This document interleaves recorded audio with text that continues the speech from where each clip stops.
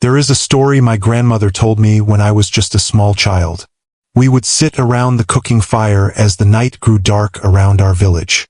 The flames would dance in her wise old eyes as she began to speak. She said there are rules in this world that are older than any of us. Rules that were here long before cities were built, long before cars drove on roads. These rules are written not in books, but in the wind that moves through the baobab trees. They are whispered by the rivers that flow to the sea. They are carried in the memories of our ancestors. The most important rule, the one she made me promise never to forget, is this: when darkness falls and the moon rises, you must be careful about what help you accept. You must be wary of any offer that comes from the shadows. Because in Africa, the line between the living and the dead is sometimes very thin. In the darkness, that line can become even thinner. The night can play tricks on your eyes. It can make you see things that are not there, and miss things that are right beside you. My grandmother would hold my small hands in her wrinkled ones and look straight into my soul. She told me that some roads are better left untraveled after sunset. Some paths should only be walked when the sun is high in the sky. And if you ever find yourself lost in the darkness, if you ever feel that chill of fear running down your spine, you must remember one thing above all else. Never accept a ride from a stranger when the world is sleeping. Never take help from someone whose face you cannot clearly see. Never get into a vehicle that seems to appear from nowhere. For years, I thought these were just stories. I believed they were tales told to scare children, to keep us safe inside our homes at night. I grew up, I went to school, I learned about science and the modern world. I began to think my grandmother's stories were just superstitions from a long time ago. I started to believe that the dead stay dead, that ghosts are just in movies, and that the modern world had no place for such old fears. I was wrong. What you are about to hear is a true story. It happened to two sisters just a few years ago. It is a story that has been verified by their family, by the police, and by village elders who know about such matters. It is a story that changed how everyone in their community views the night. It is an account that will make you think twice about being out after dark. It will make you look differently at the people you meet on empty roads. This is not just a story to scare you. This is a warning. This is a reminder of the rules that my grandmother tried to teach me. This is proof that sometimes the oldest warnings are the most important. This is the story of two sisters who broke the rule. This is what happened when they accepted a ride from a stranger on a dark, lonely road. This is how they discovered that the man who picked them up, the man who seemed so kind and helpful, had been dead for many years. His name was Mr. Chukwuma. His death certificate showed he died in a car accident on that very same road 10 years earlier. The police had found his body. His family had buried him. His grave still stands in his village cemetery. Yet on that night he was driving a car. He was speaking. He was offering help to two stranded sisters. How is this possible? How can a dead man be driving on a road? How can someone who has been buried for a decade appear as real as you or me? What did he want from these sisters? Why did he choose them? And what happened during that car ride that still gives them nightmares today? The answers to these questions will change how you think about life and death. They will make you question what you know about reality. They will make you look over your shoulder when you walk to your car at night. They will make you listen more carefully to the stories your grandparents tell. This is not just their story. This is a story about all of us. This is about what happens when we forget the old ways. This is about what happens when we think we are too modern for superstition. This is about the price we pay when we stop listening to the warnings of our elders. So listen carefully, pay close attention, and remember this story the next time you are out late at night. Remember it when you are alone on a dark road. Remember it when someone offers you help from the shadows. Because the next time it could be you. The next time you might be the one who breaks the rule. Our story truly begins in the busy, noisy city of Lagos. The sun was bright and hot. The streets were filled with people going about their daily lives. Cars honked their horns. Market sellers called out their prices. The air smelled of roasting meat, exhaust fumes, and the salty scent of the nearby ocean. This was a place of life and movement and noise. This was the modern Africa, a world of smartphones and business deals and fast cars. In the middle of all this chaos were two sisters. Amina was the older sister, 28 years old. She was practical and careful in everything she did. When she walked, she watched where she was going. When she spoke, she thought about her words first. She believed in planning ahead, in being prepared for any problem.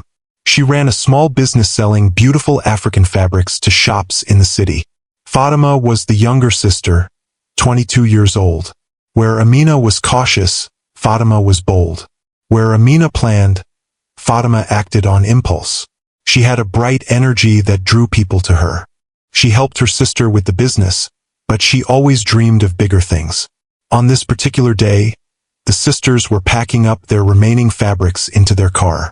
They had been at the market since early morning, and they were both tired but happy. They had sold almost everything they brought. The money in Amina's bag was more than they had expected. "We need to leave right now if we want to make it home before dark," Amina said, looking at her watch with a worried expression. Fatima laughed as she threw the last bag into the back seat. "Why are you always so worried? The road is good. The car is strong. We will be home in time for dinner." Amina shook her head. "You know tomorrow is Tun's wedding. We cannot be late. Mother will never forgive us if we miss our own brother's wedding." Tund was their older brother. He was getting married in their home village the next morning. The wedding was a big event that had been planned for months. Families were coming from all over the country. For the sisters to miss it would bring great shame to their family. I know, Fatima said as she got into the driver's seat. "But we had to make this trip. We needed the money for our business. And we did well. Look at all this." She pointed to the money bag. "This will pay for our new shop. This is our future." Amina got into the passenger seat, still looking concerned. "I just wish we had left yesterday like I wanted. Now we have to drive through the night." "Relax, sister," Fatima said, starting the car. "I know a shortcut, an old road that goes straight through the forest. It will save us at least 3 hours. We will be home before you know it." Amina's face went pale. "Not the old forest road. You cannot be serious." "Why not? It's perfectly safe. People use it all the time." "Nobody uses that road anymore, Fatima. Not since they built the new highway. That road is not maintained. It's full of potholes. And you know the stories." Fatima waved her hand dismissively. "Those are just old stories to scare children. Ghost stories. You don't still believe in those things, do you? We are modern women. We have education. We know there is no such thing as spirits and ghosts." "It's not about believing in ghosts," Amina said firmly. "It's about being smart. That road is dangerous. There are no gas stations.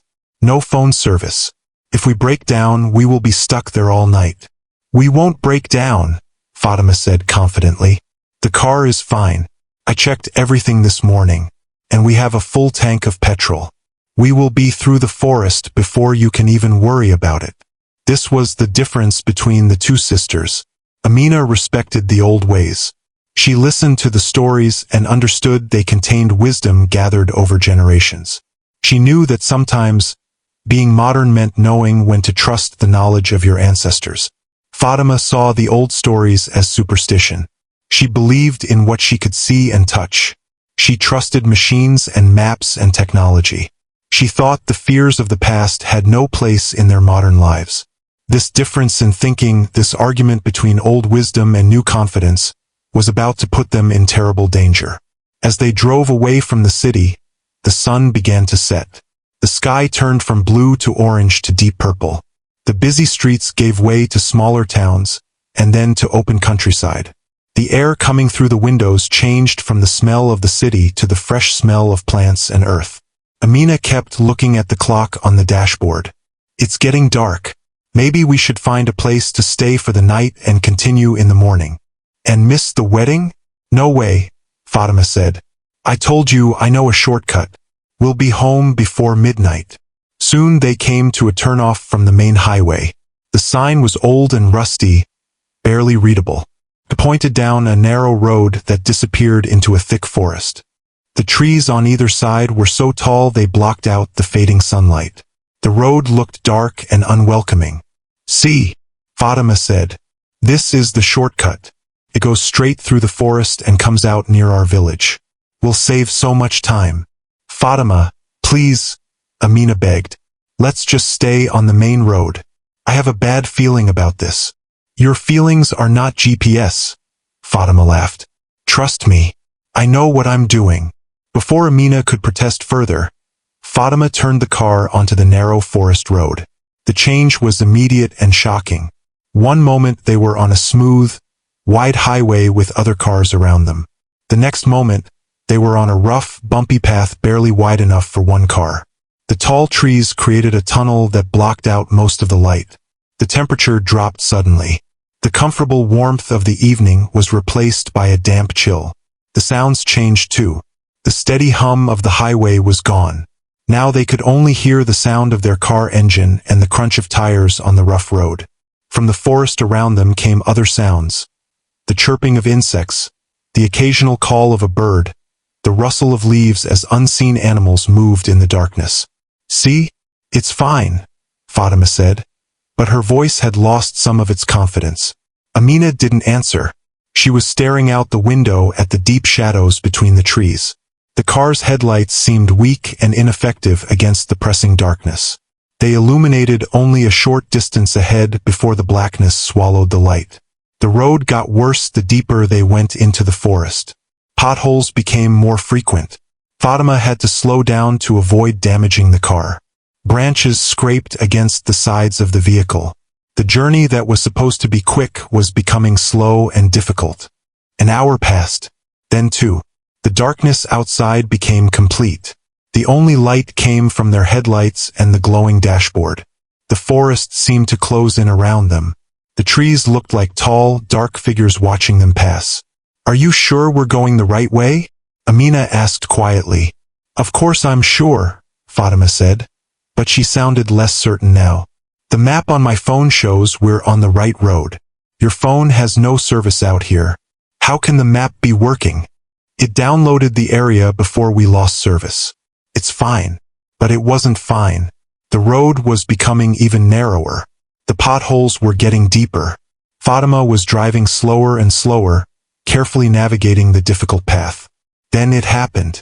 First, the car's engine made a strange coughing sound. Then it sputtered. The lights on the dashboard flickered. "What was that?" Amina asked, her voice tight with fear. "Nothing," Fatima said, but she looked worried. "Just the engine is missing a bit. It happens sometimes on rough roads." But it happened again. And again. Then the engine made a loud knocking sound and died completely. The car rolled to a stop in the middle of the dark, lonely road. The headlights went out, plunging them into near-total darkness. The only light came from the moon through the trees and the faint glow of the dashboard indicators. Fatima turned the key in the ignition. Nothing happened. Not even a click. The car was completely dead. "No, no, no," she whispered, trying the key again and again. "Start. Please start." But the car remained silent. The forest around them was suddenly quiet too. The insects had stopped chirping. The birds had stopped calling. The rustling in the leaves had ceased. It was as if the entire forest was holding its breath, waiting to see what would happen next. The two sisters sat in the dark car, surrounded by the silent forest. They were miles from the main road. They had no phone service. They had no idea how far they were from help. The night stretched ahead of them, dark and frightening. Amina's worst fears had come true. They were stranded in the very place she had feared most. The old forest road that everyone avoided. The place of so many stories and warnings. Fatima finally stopped trying to start the car. She leaned her head against the steering wheel. "I'm sorry, Amina. I thought I was helping. I thought we would save time." Amina didn't answer. She was looking out into the darkness, listening to the complete silence. It was a silence that felt wrong. A silence that felt heavy and waiting. They were two modern women with education and business sense. But now, in the dark forest, all their modern knowledge was useless. They were as vulnerable as children. They were alone in the night, in a place that seemed to belong to a different time. This was when the fear truly began to set in. This was when they started to remember all the stories they had heard about this forest. Stories about people who disappeared. Stories about strange lights in the darkness. Stories about voices calling from the trees. This was when they began to understand why their grandparents had warned them about certain places. Why did their mother always tell them to be home before dark? Why did the old people in the village still respected the ancient rules? They were learning the hard way that some rules exist for a reason, that some warnings should be listened to, that the modern world has not eliminated all the dangers of the night. But their lesson was only beginning. The real test was still to come. The event that would change their lives forever was about to happen. Because in the distance, down the dark road behind them, a pair of headlights had appeared. Of course, here is the continuation of the story, weaving in a profound love story and expanding on every detail as requested. The silence in the dead car was a living thing. It pressed in on them, thick and heavy, broken only by the ragged sound of their own breathing. For a full minute, neither sister spoke. The reality of their situation was a cold weight in their stomachs. They were not just stranded. They were entombed in a darkness that felt ancient and watchful. Fatima was the first to move, a burst of frantic energy breaking the terrible stillness. "No, no, no, this can't be happening," she muttered, turning the key in the ignition over and over again. The only response was a hollow, dead click. She slammed her palms against the steering wheel in a fit of frustration and fear. It was fine. The engine was perfectly fine. Amina didn't look at her. Her eyes were fixed on the passenger window, staring into the absolute blackness between the trees. "This is why they warn us," she whispered, her voice so low it was almost lost in the silence. "This is why Mother told us never to take this road." "Oh, not this again, Amina," Fatima snapped, her fear sharpening into anger. "The car breaking down is bad luck, not a curse. It's a mechanical problem, not a spiritual one." She shoved her door open, the interior light flickering on to illuminate her determined, frightened face. "There has to be a reason. A loose cable, a dead battery, something." Amina watched as her sister marched to the front of the car and yanked open the hood. The light from under the hood was weak, casting long, dancing shadows that made the forest around them seem to lean in closer. Amina reluctantly got out, the chill of the night air raising goosebumps on her arms. The air didn't just feel cold. It felt old, carrying a dampness that smelled of wet earth, decaying leaves, and something else, something faintly metallic, like old coins or blood. They huddled over the engine, two modern women peering into the mechanical heart of their vehicle, a sight that felt absurdly out of place in this primeval setting. Fatima poked at wires and cables, her hands soon smeared with grease, her movements growing more desperate. "I don't understand," she confessed, her voice trembling. "Everything looks connected. Nothing is loose. It's as if the power just vanished." It was then that the sounds began. At first, it was so faint they both thought it was the blood rushing in their own ears. A low, rhythmic beating. It wasn't the sound of a modern engine or any animal they could name. It was a drum. A deep, resonant talking drum, the kind used by their ancestors to send messages across great distances. But this sound had no clear source. It seemed to come from the trees ahead of them, then from behind them, then from deep within the earth beneath their feet. It was a sound that bypassed the ears and vibrated directly in the bones. Fatima straightened up, her eyes wide. "Do you hear that?" Amina could only nod, her throat too tight for words. The drumming was joined by another sound, faint and distorted, as if carried on a wind from another world. It was laughter, but it was wrong. It was high and tinkling, like breaking glass, and it melted seamlessly into the sound of a woman sobbing. The two sounds intertwined, the laughter and the crying, creating a harmony of madness that made the hairs on their arms stand on end. "What is that?" Fatima whispered, her bravado completely gone now, replaced by a primal fear. "The forest," Amina breathed. "It's remembering." Grandmother said some places hold onto memories, onto emotions, like an old tape recorder that never stops playing. They stood frozen by the car, two islands of fragile humanity in a sea of whispering darkness. The drumming grew slightly louder, the laughter crying closer. They felt, rather than saw, movement in the deep shadows between the trees. Shapes that seemed to flit just at the edge of their vision. Never solid, never clear, but undeniably there. They were being watched.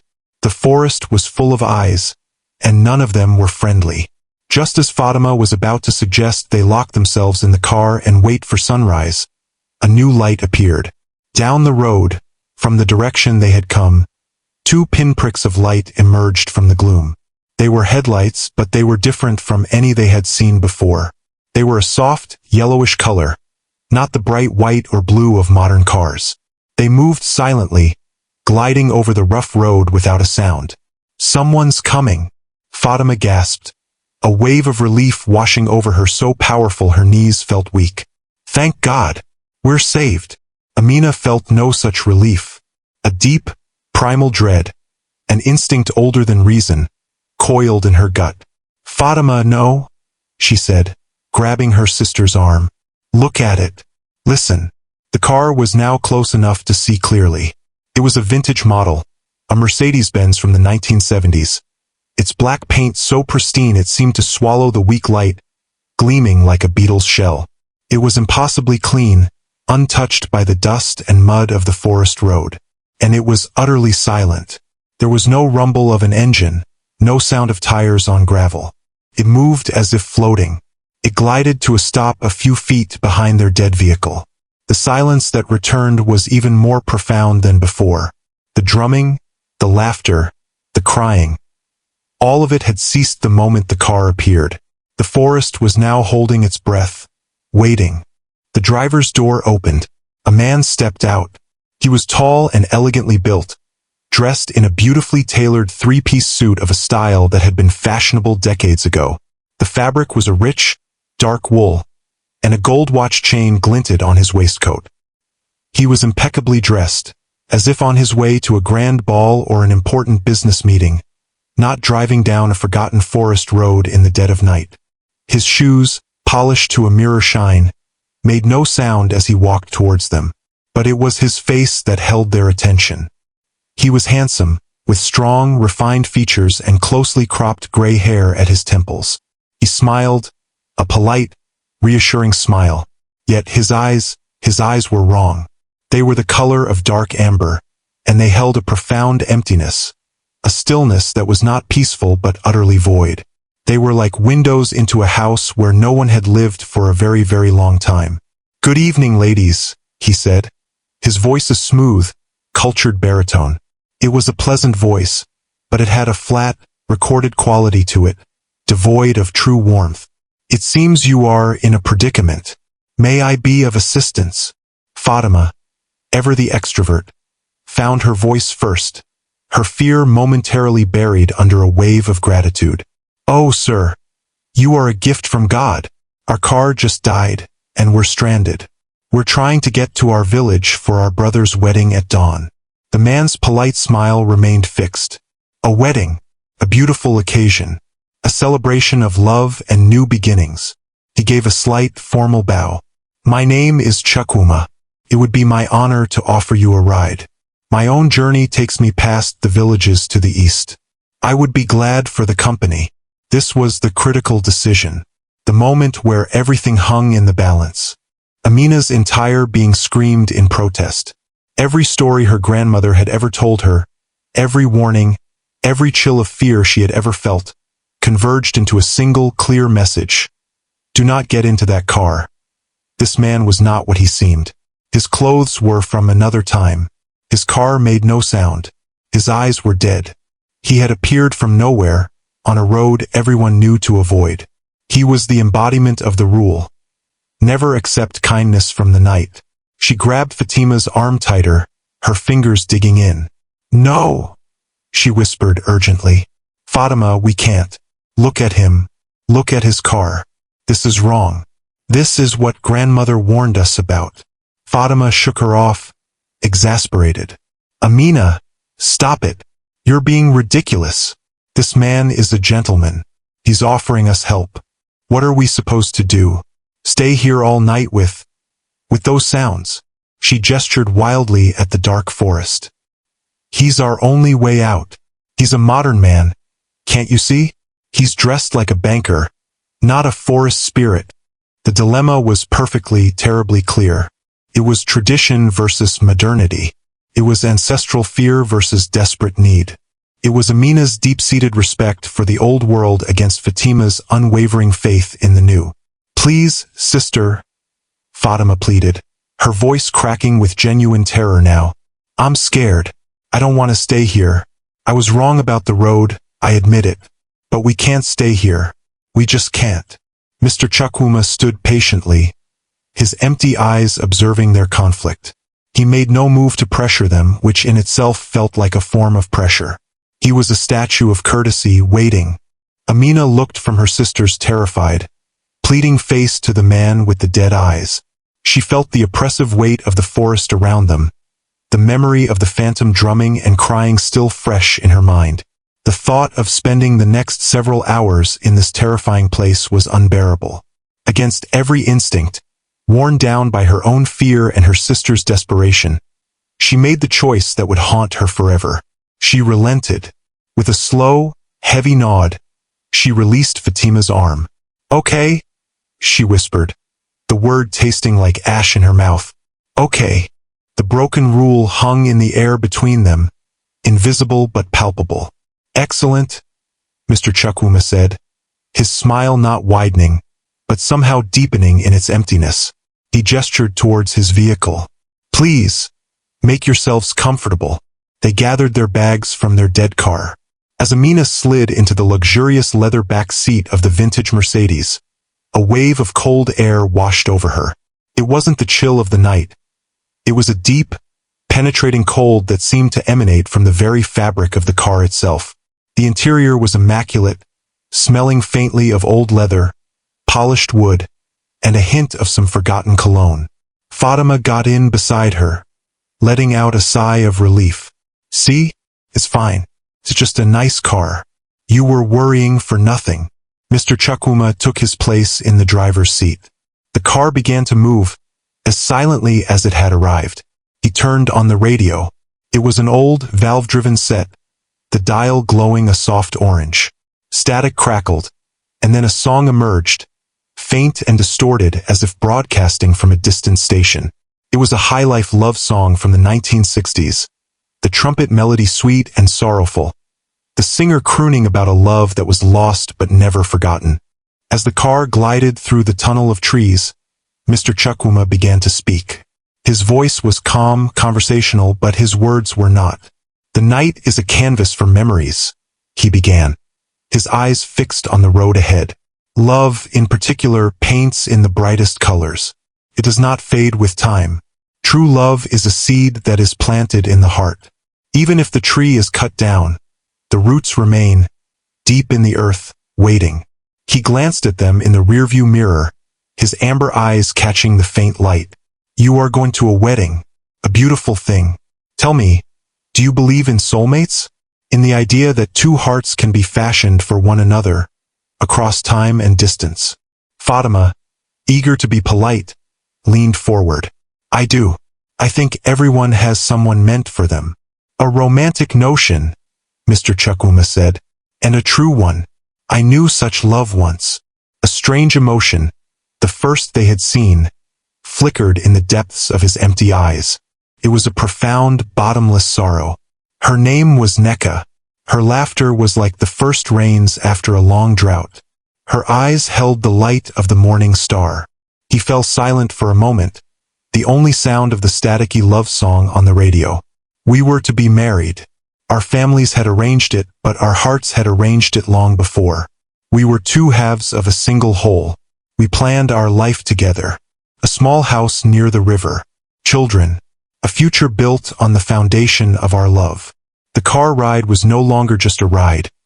It was a confession, a story unfolding in the dark. What happened? Fatima asked, captivated. Life, Mr. Chukwuma said simply, the word heavy with unspoken tragedy. I was ambitious. I had a business opportunity in the city, a transaction that required my presence on a certain day. It was the same day as our engagement ceremony. I promised Neka I would return by nightfall. I promised her. I told her to wait for me. He paused, and the cold in the car seemed to intensify. The business took longer than expected. I was delayed. I was desperate to get back to her, to not break my promise. I took this very road, on a night much like this one. I was driving too fast. The rains had made the surface slick. His voice trailed off. The unspoken end of the sentence hung in the cold air. He had crashed. He had died. But he was sitting here telling them the story. Amina felt a chill that had nothing to do with the temperature. This was the foreshadowing. This was the clue. He was telling them how he died. Mr. Chukwuma continued, his voice now barely a whisper. I never made it back to her. I broke my promise. The last thing I saw was her face in my mind, the trust in her eyes. I failed her. He turned his head slightly, and for the first time he looked directly at Amina in the back seat. His gaze was intense, pleading. Unfinished business. It is a chain that binds a soul to this world. A promise unkept.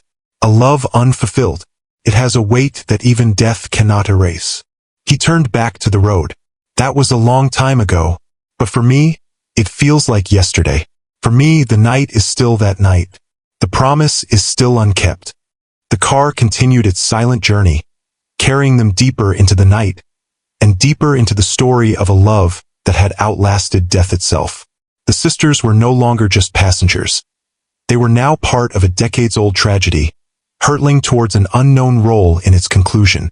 The question was no longer if Mr. Chukwuma was a ghost, but what his unfinished business was, and how, terrifyingly, it involved them. The silence that followed Mr. Chukwuma's story was heavier than any noise. It was a silence filled with the ghost of a love story, with the weight of a broken promise that had somehow stretched across decades. The staticky high-life love song on the radio seemed to weep for him.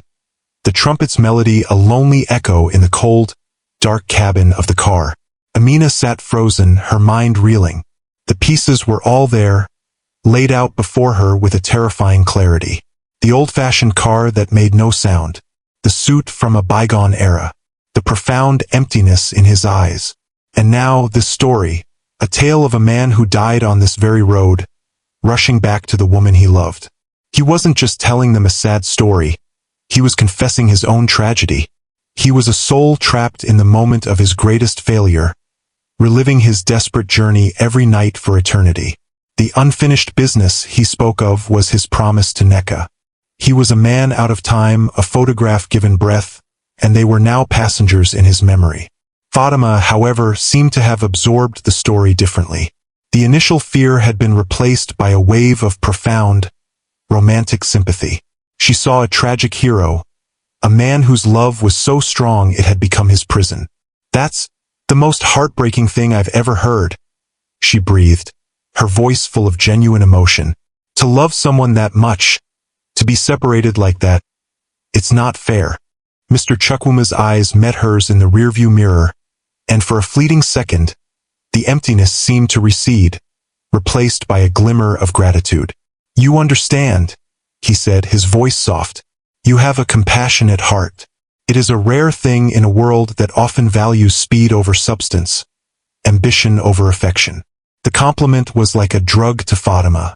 After feeling foolish for her mistake with the shortcut, after being the one who had gotten them into this mess, his words validated her. She wasn't impulsive. She was compassionate. She wasn't reckless. She understood the deeper currents of love. He then turned his gaze, ever so slightly, toward Amina.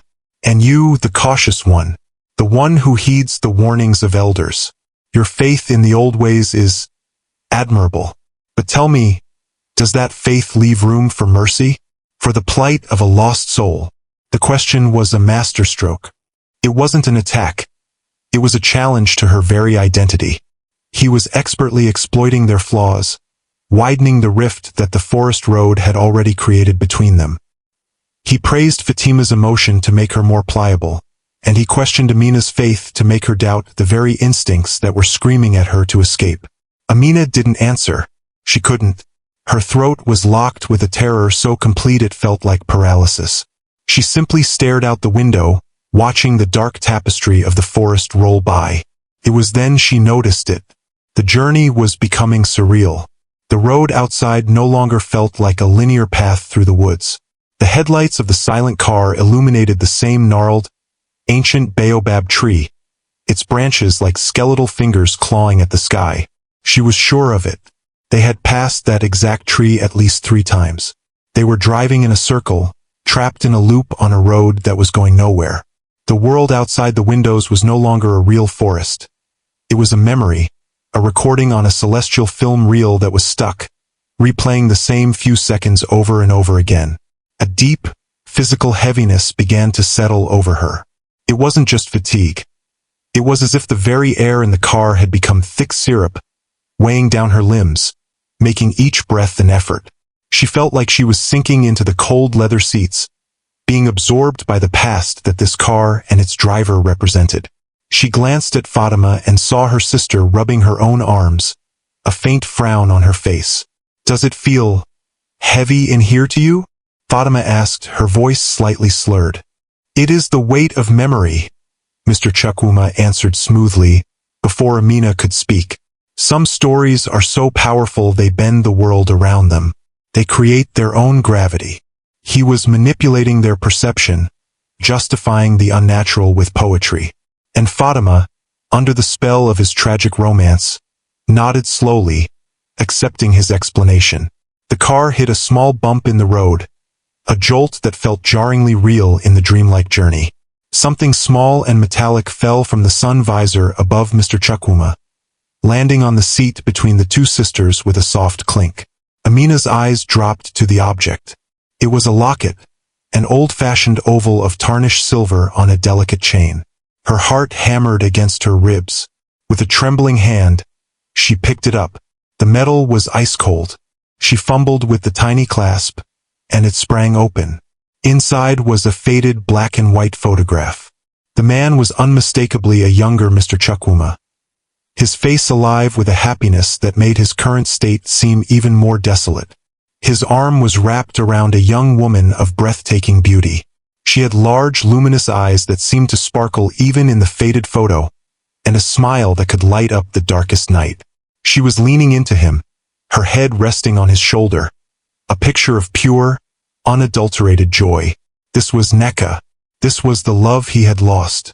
But it wasn't the beauty of the photograph that stole the air from Amina's lungs. It was the crushing, soul-shattering familiarity of the man's face. This wasn't just a story from a stranger. This was a story she knew.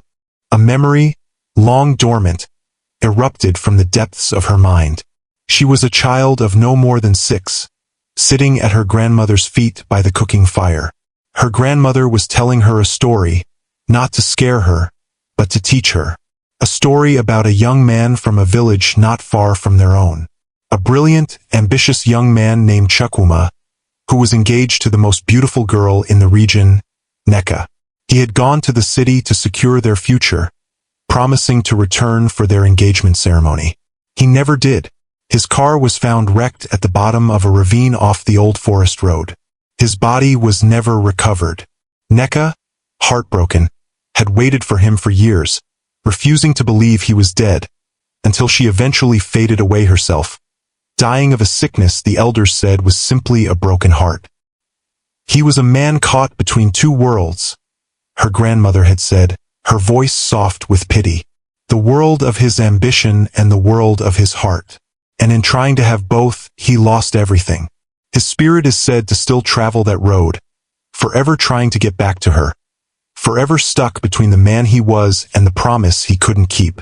The story had been a lesson about priorities, about the importance of keeping promises to those you love. Now it was a nightmare come to life.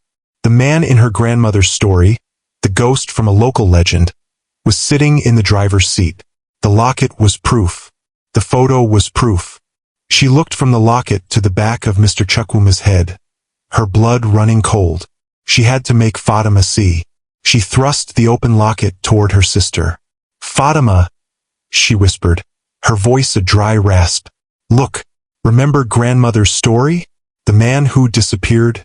The one who was engaged to Nneka? This is him." Fatima took the locket, her brow furrowed in confusion. She peered at the photo, and then a slow dawning horror began to replace the sympathy on her face.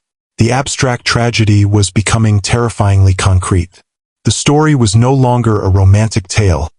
It was their current, horrifying reality. Before either could speak, Mr. Chukwuma spoke, his voice still calm. "Ah, you found it. I keep it close. A reminder of what I lost. Of what I am trying to find my way back to." Just then, the car slowed. They were approaching a bend in the road that Amina recognized from their third pass. But this time, something was different. On the side of the road, half hidden by creeping vines and weeds, was a small, dilapidated wooden shrine. It was the kind of makeshift memorial people erect at the site of a tragic accident. A cracked, weather-beaten cross was tilted at a sad angle, and nailed to the cross was a photograph. The car's headlights swept across it, illuminating it for a heart-stopping moment. It was a formal portrait of Mr. Chukwuma, the same one from the locket but taken alone. Below it, a small, tarnished metal plaque was affixed. As they passed, Amina's eyes, sharpened by terror, managed to read the engraved dates and words. Chukwuma Odinakachukwu, beloved son and fiancé. The road called him home. 1980-1990. The numbers seared themselves into her mind. 1990. He had been dead for over 30 years. Not 10. 30. An entire lifetime. He had been dead since before they were born. A sound escaped Fatima's lips. A choked whimper of pure, undiluted terror. The romantic spell was utterly shattered. The man driving the car had died in a crash on this road more than 3 decades ago. "Stop the car," Amina said, her voice trembling but firm, fueled by a surge of adrenaline. "Stop the car right now." Mr. Chukwuma didn't slow down. He didn't even turn his head. "Why would I do that?" he asked, his tone still infuriatingly polite. "We have not yet reached your village. You're not taking us to our village," Fatima screamed, hysteria cracking her voice. "You're dead. We saw the shrine. You died in 1990. Let us out." This was the confrontation. The moment the pleasant fiction shattered against the rocks of horrifying truth. Finally, Mr. Chukwuma turned to look at them. He didn't look angry or menacing. He simply smiled. A sad, hollow smile that was infinitely more terrifying than any snarl of rage could ever be. It was the smile of a man who had accepted his damnation. "Yes," he said, the word simple and final. "The car left the road on a night very much like this one. I was in a hurry. I was thinking of her smile. I lost control." As he spoke these words, the very fabric of reality inside the car began to unravel. The pristine leather seats beside them cracked and split, bleeding a yellowed, ancient foam. The rich scent of polish was instantly overwhelmed by the thick, choking smell of dust and decay, of something long dead and forgotten. The wooden dashboard warped and splintered. The soft glow of the radio dial flickered and died, taking the sorrowful love song with it. The car was reverting to its true state, revealing the wreck it had been for 30 years. Outside, the whispering voices they had heard in the forest returned, but now they were no longer distant. They were a chorus, a cacophony of mournful cries and frantic whispers that pressed in from all sides, filling the decaying car. Underneath it all, the deep, resonant drumbeat returned, no longer a mysterious echo but a frantic, panicked pounding that matched the wild, terrified rhythm of their own hearts. They were no longer in a car. They were in a coffin on wheels, hurtling through a nightmare, driven by a ghost towards a destination that was not found on any map of the living. The world had dissolved into a screaming, decaying nightmare. The scent of rot was so thick it coated their tongues, a taste of the grave. The leather seats, now cracked and brittle, crumbled at their touch, releasing puffs of ancient dust. The whispers from the forest were no longer distant. They were inside the car, swirling around their heads like a swarm of invisible insects, hissing words and languages long forgotten. The drumbeat was the frantic, panicked thumping of their own hearts, amplified to a deafening roar. Fatima was sobbing, great, heaving gasps of pure terror, her hands pressed against her ears, as if she could block out the reality that was consuming them. "Let us out. Please, let us out," she screamed, her voice barely audible over the cacophony. Amina clung to her sister, her own fear a cold stone in her chest. But beneath it, a strange, sharp clarity was emerging. He had confessed. He was a ghost. Yet he hadn't harmed them. He hadn't transformed into a monster. He was still sitting in the driver's seat, his form flickering slightly, like a candle in the wind, but his hands were steady on the decaying steering wheel. The car continued its silent, gliding motion through the looping, impossible road. He was not a malevolent spirit. He was something else. Something trapped. "Stop!" Amina cried out, her voice cutting through the chaos with a force that surprised even her. "Stop this! Why are you doing this? What do you want from us?" Mr. Chukwuma did not turn. The sad, hollow smile was still etched on his face, a permanent mask of his regret. The car began to slow, the frantic decay of its interior seeming to pause, as if holding its breath. The whispering voices receded to a low murmur, and the drumbeat softened to a dull, persistent throb. "The stories your grandmother told you," he began, his voice now stripped of its cultured polish, sounding thin and weary, like whined through old bones.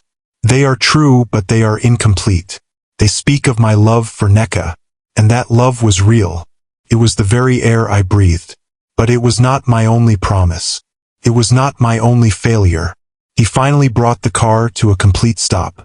They were parked in front of the same dilapidated shrine they had passed, the one with his photograph and the dates that condemned him to history.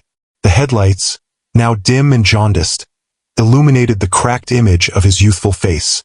"The story you know is the romantic one," he continued, his gaze fixed on his own memorial. "The story of the young lover, killed on his way to his betrothed. It is a good story, clean story. But my life, my death was not clean." He turned slowly to face them. The profound emptiness in his eyes was now filled with a pain so ancient and deep that Amina felt her breath catch. It was the pain of a wound that had never healed, festering for decades. "The day I left for the city," he said, "was not just about a business deal. It was also the day my father, Obesai, was on his deathbed. The feud between our family and Neka's family was old and bitter, a dispute over land that had stolen the friendship of two men who had once been brothers. On his deathbed, my father, his body racked with sickness, called for me. He gave me a message of apology, a plea for forgiveness to be delivered to Neka's father, his old friend. He wanted to end the feud with his dying breath. He entrusted this to me, his only son. He made me swear on his life that I would deliver it." A single, phantom tear, a shimmering track of silver, traced a path down Mr. Chukwuma's cheek. It did not look like water. It looked like condensed moonlight or a fragment of a long-lost memory. "I had two sacred promises to keep that day," he whispered, the sound full of a bottomless sorrow. "My promise to my dying father, and my promise to my living future. The business in the city was the key to our future, mine and Neka's. I was arrogant. I was young. I believed I could do it all. I would secure our fortune and deliver my father's message, and return a hero to everyone I loved. I believed time was a river I could command." He looked at them, and his gaze was a plea. "I failed them both. I was delayed in the city. The business took longer than expected. I chose to finish it, thinking a few more hours would not matter.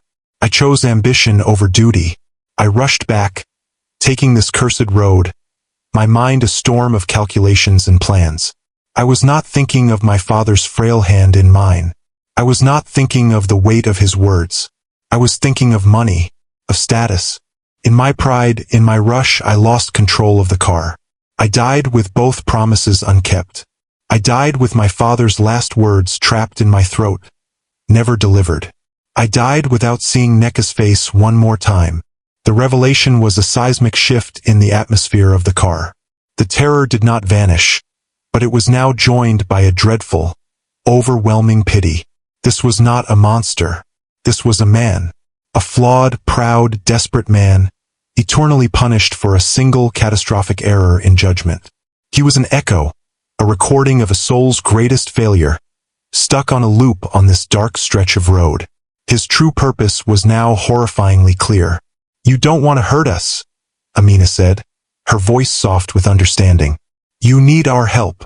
Mr. Chukwuma nodded, a slow, grave movement. "For 30 years, I have traveled this road.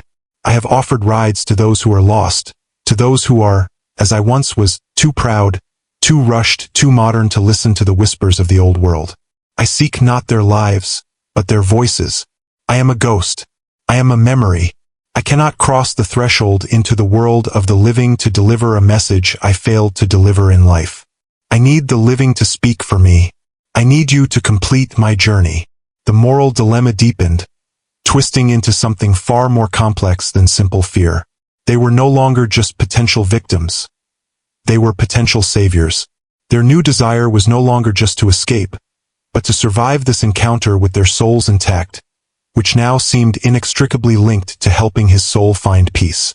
"But the stories," Fatima stammered, her sobs subsiding into sniffles.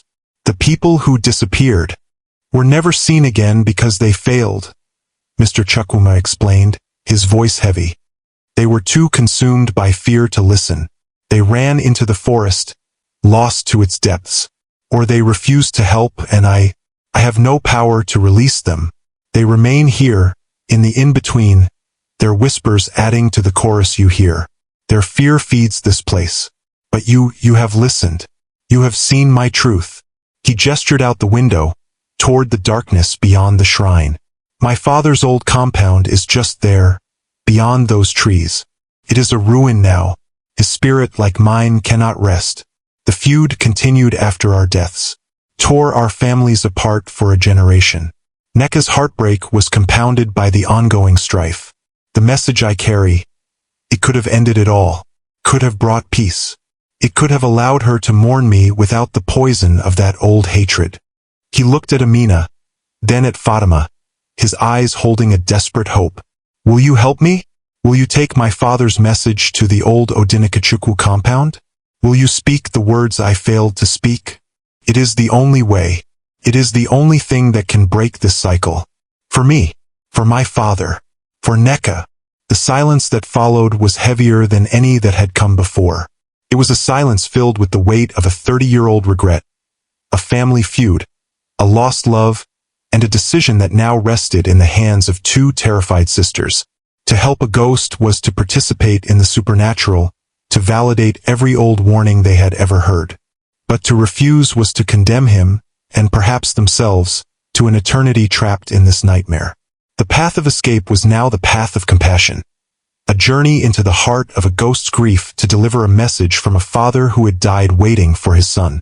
The silence in the decaying car was no longer one of terror, but of immense, crushing responsibility. Mr. Chukwuma's plea hung in the air, a fragile thing woven from decades of regret. The sisters were caught in a current far stronger than themselves, pulled toward a shore belonging not to the living, but to the dead. Fatima was the first to break the silence, her voice a thin, reedy thing. "The old Odinikachukwu compound? But that place, it's been a ruin since before we were born. Everyone says it's haunted. They say you can hear the old arguments on the wind." The bravado that had defined her was entirely gone, replaced by the raw fear of a child confronted with a bedtime story made real. "It is haunted," Mr. Chukwuma replied, his voice gentle yet firm. "It is haunted by the echo of my failure, by the words my father spoke that never found their home.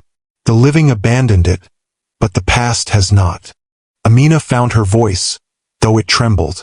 "And if we do this, if we go in there and say these words, you'll let us go? Can we leave?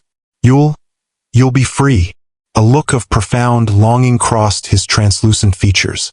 "The chains that bind me to this road will be broken. The message, once delivered, will no longer be my burden to carry. I will be free to finally move on, and you will be free to continue your journey to the world of the living. You have my word." It was a ghost's promise, but in his eyes, Amina saw a sincerity that felt more real than anything she had encountered in the world of the living. This was his truth. This was his only path to salvation. The car began to move again, but this time, it did not follow the looping forest road. It turned smoothly onto an even narrower track, one so overgrown with thorny vines and creepers that it was invisible until they were upon it. The vegetation did not scrape against the car. It seemed to part for them, as if the forest itself was acquiescing to this final journey. The air grew colder still, carrying the scent of dry dust and forgotten things. After a few minutes, they emerged into a small circular clearing. The car glided to a final silent halt. Before them, silhouetted against the star-dusted sky, stood the remains of a homestead. It was a picture of profound desolation. The main house, once grand, was now a skeleton of crumbling mud brick walls, its thatch roof long since collapsed into a dark mound on the earth. A rusted, hand-powered water pump stood sentinel in the overgrown yard, and a large, ancient baobab tree, its branches like the ribs of a great beast, dominated the space. This was not just an abandoned place. It was a place of memory, a scar on the land that had never healed. "This is it," Mr. Chukwuma said, his voice barely a whisper. "This is where my father took his last breath, waiting for a son who never came home." He made no move to get out. He simply sat, his hands resting on the decayed steering wheel, staring at the ruin with an expression of such heart-wrenching sorrow that it brought fresh tears to Fatima's eyes. "This is the final test," he said, turning to them. "I cannot cross that threshold. The land of my life is forbidden to me now. I am an outsider, a memory with no place in the home I once knew." His form began to flicker more violently, like a television signal struggling to hold its picture. "You must go in. You must find the space where my father's bed once lay. You must face the emptiness and speak the words. Speak them not to the walls, but to the memory that lingers there. Speak them for me." This was the character resolution, the moment of absolute choice. Fatima shook her head violently, pressing herself back into the crumbling seat. No, I can't. I can't go in there. It's too much. We should run. We should just run into the forest and not look back." Her desire was pure, primal instinct. Flee from the supernatural, from the oppressive weight of this ghostly debt. But Amina looked from her sister's terrified face to the flickering, desperate form of Mr. Chukwuma, and then to the dark maw of the ruined homestead. She thought of his story, not just the romance with Neka, but the deeper tragedy of a son failing his father. She thought of the feud that had stolen peace from two families, of a love story poisoned by an old grudge that a single heartfelt message could have dissolved. She thought of her grandmother's stories, not as warnings to inspire fear, but as lessons in responsibility, in honoring the past, in understanding that the world was far more complex and interconnected than it appeared. This was not about superstition versus modernity anymore. This was about compassion versus fear. This was about completing a story that had been left hanging for 30 years. The only way to break the cycle was not through force or flight, but through a profound respect for the past. "I'll do it," Amina said, her voice surprisingly steady. Fatima gasped. "Amina, no. I have to," Amina replied, turning to her sister. "Don't you see? This is why we're here. We broke the rule and this is the consequence. But the consequence isn't just punishment. It's a task. It's a duty. We were chosen because we were like him, rushed, proud, thinking we knew better than the old ways. Now we have a chance to make it right.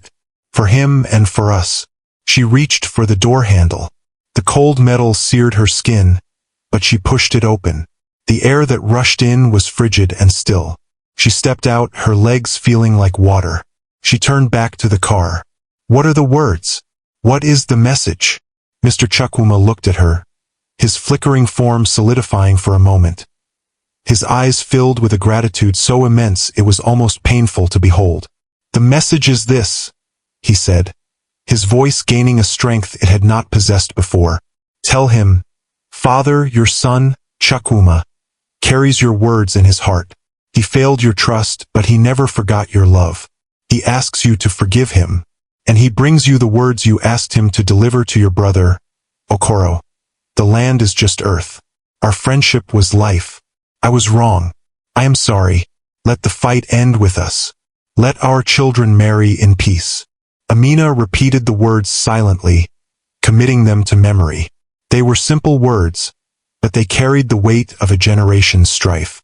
She nodded, a grim determination settling over her. She turned and walked toward the ruin. Each step was an agony of fear.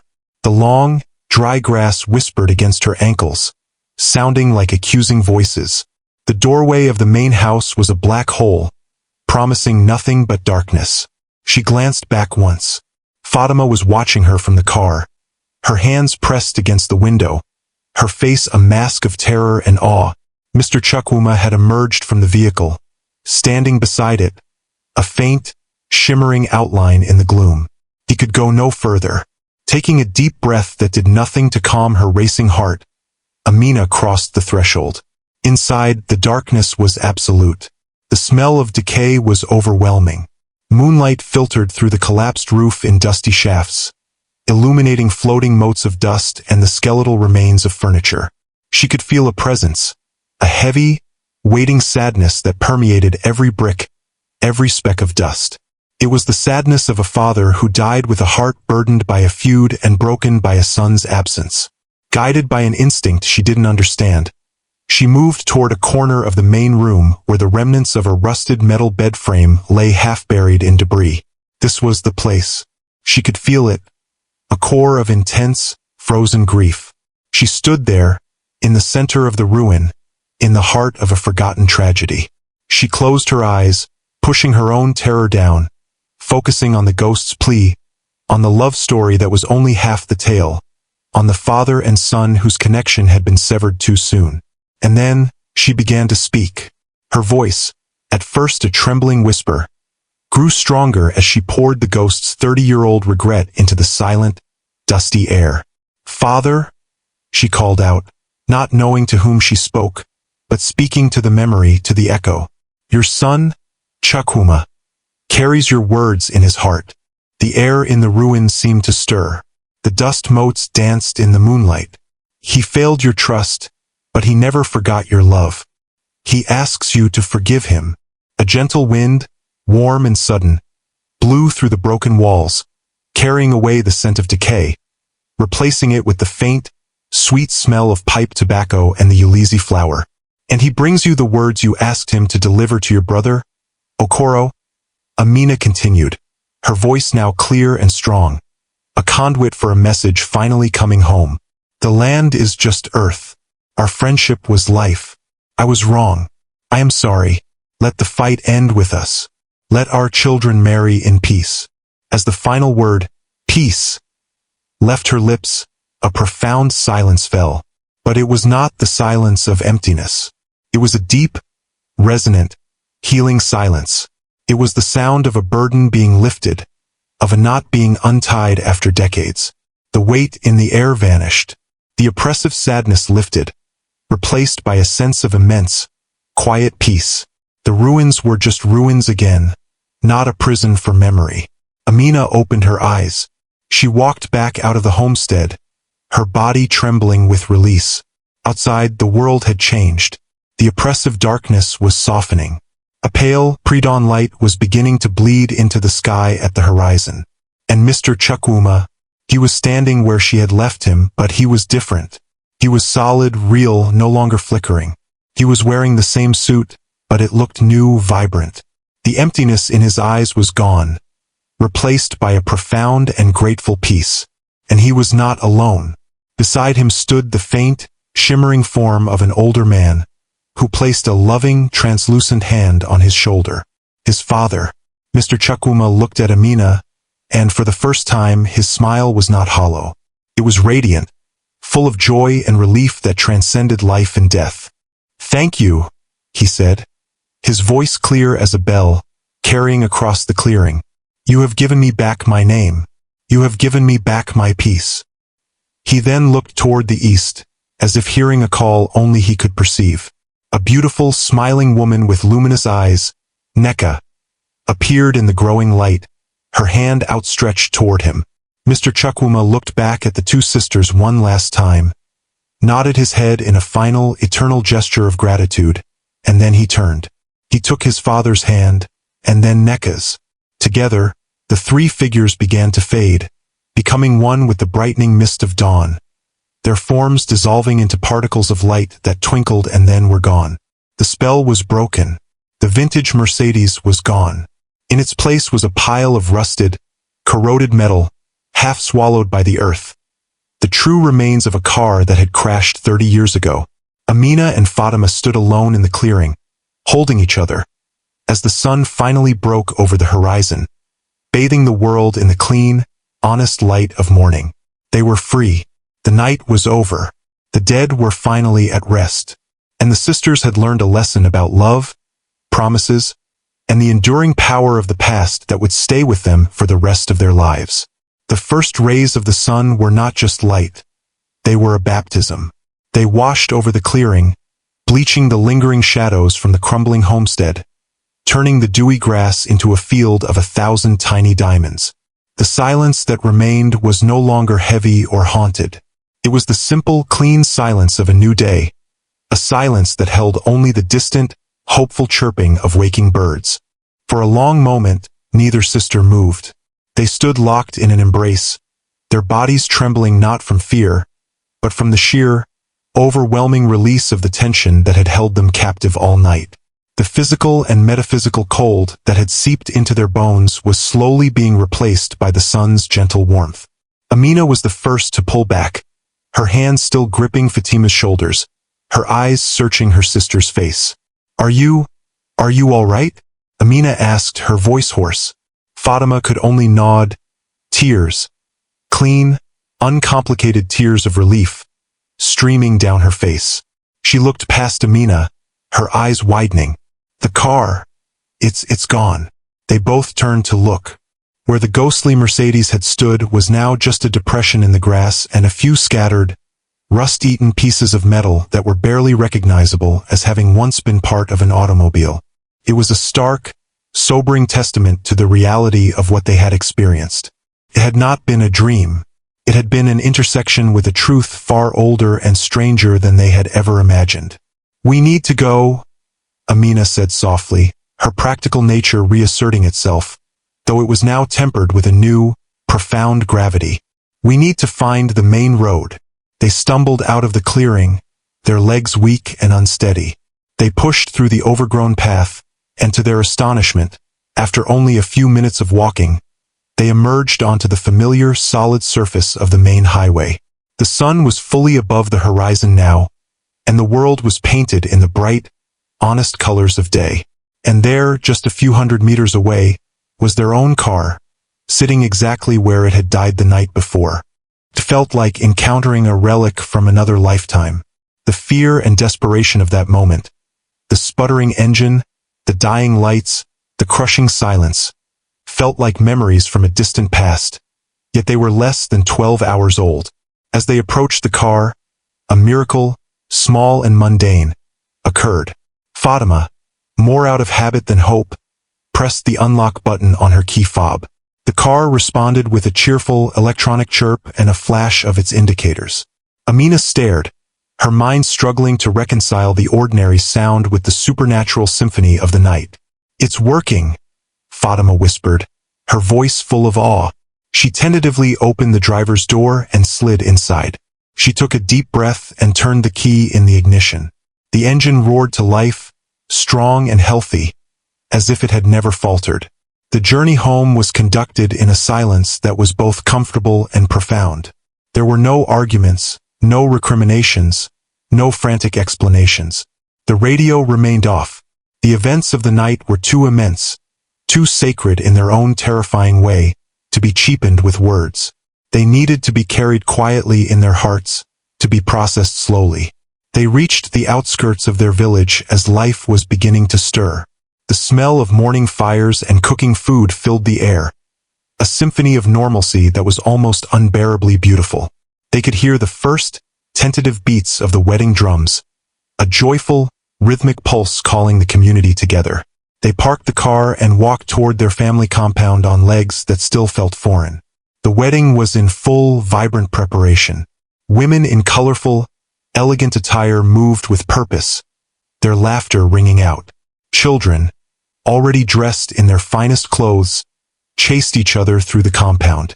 The air was thick with the smells of jollof rice, fried plantains, and roasting meat. It was a scene of pure, unadulterated life. They found their mother, a vision in royal blue, directing the festivities with a commander's efficiency. When she saw them, her face, initially etched with worry, broke into a radiant smile of relief. She rushed over and pulled them both into a tight, crushing embrace. "You made it! Thank the ancestors! I was so worried. What happened? You look tired," she said, her sharp eyes noticing the deep shadows under their eyes, the strange, haunted peace in their expressions. "The car broke down, Mother," Fatima said, her voice soft. "On the old forest road. We had to wait for help." It was the truth, but a truth so filtered and compressed it felt like a lie. Their mother, wise to the ways of the world, and her daughters, looked from one to the other. She saw something in their eyes that stopped her from pressing further. She simply nodded, a knowing, ancient look in her own eyes. "You are here now. That is all that matters. Go get ready. The ceremony is about to begin." As they washed and changed into their own wedding finery, the world began to shift for Amina. The vibrant colors seemed more vivid, the laughter more precious, the touch of the clean fabric against her skin a profound luxury. She was seeing the world of the living through a new lens, one polished by her brush with the world of the dead. They took their places for the wedding ceremony. Their brother, Tund, stood handsome and proud under the ceremonial canopy, his eyes fixed on his beautiful bride as she was walked toward him by her family. The drums were beating, a complex, joyous rhythm that set the pace for the new life beginning before them. But to Amina, the drums sounded different now. They were no longer just music. They were in a heartbeat, the heartbeat of the village, of their people, of a lineage that stretched back through countless generations. Each beat was a memory, a story, a life lived.